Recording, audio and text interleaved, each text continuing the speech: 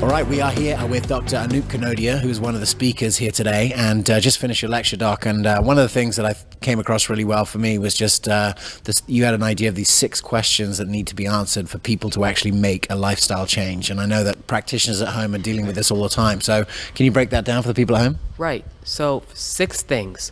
When we're looking at what do people want to know? Should I do nutrition or not?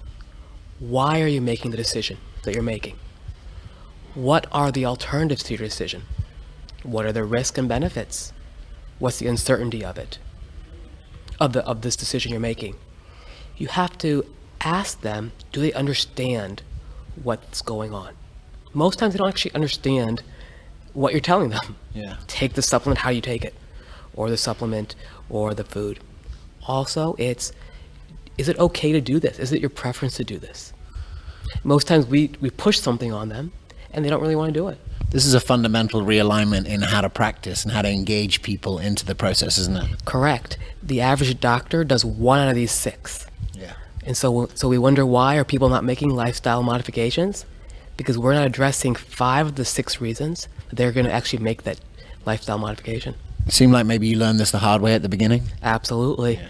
You know, I was racking my brain. Why are these people not doing what we tell them to do? Yeah. It's because we think we know how to tell them. We don't.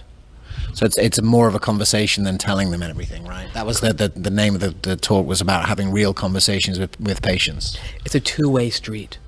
You know, the average doc talks more than they actually listen. Yeah. They never really engage the patient. They never look them eye in the eye, the heart to heart. Yeah.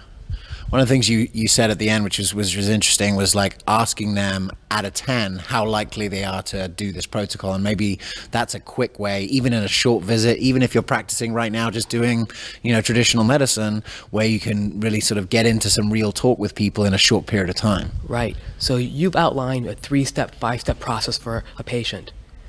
I say, read those 3 steps. Take a second. How realistic are you going to do these 3 steps on a scale of 1 to 10? If they score 6 or lower, they're not going to do it. Have you found that patients can accurately score themselves? Absolutely. Yeah, they know themselves. They know themselves. Say, the next month, 2 months, what's the realistic? And they'll say a 5, a 4, or an 8. And then if it's an 8, you have a chance. Yeah. If it's a 4, let's make another plan. Beautiful. One of the things that I felt from your talk was a sort of a significant level of empathy, because one of the things you talked about was how to put yourself into the patient's shoes. So can you talk about like how you do that and what other clinicians can do at home to maybe create a bigger level of empathy or a more significant level of empathy in a short period of time? So after they tell you their symptoms about their IBS, fibromyalgia, take a second and say, what would it feel like if I had those same symptoms? And just use a sentence, 1 sentence, say, I can imagine it is frustrating to have those symptoms. Or I can imagine it's scary to feel that way for 10 years now. When you do that, you shift the conversation from just a doctor-patient to a true or real conversation. This doctor actually cares for me. I might be able to build trust. There might be commitment here. That's that empathy. When you do that heart-to-heart connection, that 1 sentence, you have a 10,000% better chance of connecting with the patient.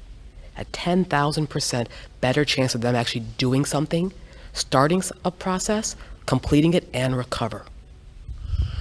I mean, that's a pretty significant number. It's a big number, and it just takes 10 seconds of your time. Let me ask you, is that something that has to be done? Is there a certain provider that has to do that, or does that just have to be someone in the provider team? Anyone on the team. So my skill set is figuring out why someone is sick. Yes, I do. Yes, I incorporate these things, but we have a health coach. Our health coach's goal is to be their friend. That's all the goal is. Yeah. So she is very empathetic. She's not sympathetic. She doesn't cry with them, but she empathizes with them and says, yes, this must be really hard. Let's help you. So it can be your front desk. It can be the dietitian, the health coach, anyone, the nurse. People, just want to be heard. Well, look, I have to say it was a really compelling presentation. All the way through this weekend, we've been hearing about what does it actually take to facilitate personalized lifestyle medicine, and lifestyle medicine includes the patient. And I just want to share my appreciation for what you brought on the stage, what you brought here today. And for those of you listening at home, if you can put any part of this into practice, you're going to see significant results. 10,000% sounds like a reasonable bet to me. Right. Well, and I want to thank you, James, for everything that you're doing for the community. I really mean it. We were talking off stage about how much traveling he does, and we should all give thanks. So if you're watching this, please put a comment below and say, hey, thank you, James. And I really appreciate all the work you're doing, for the whole community. Strong squad over here at PLMI. Thanks, Dr. Kanodia.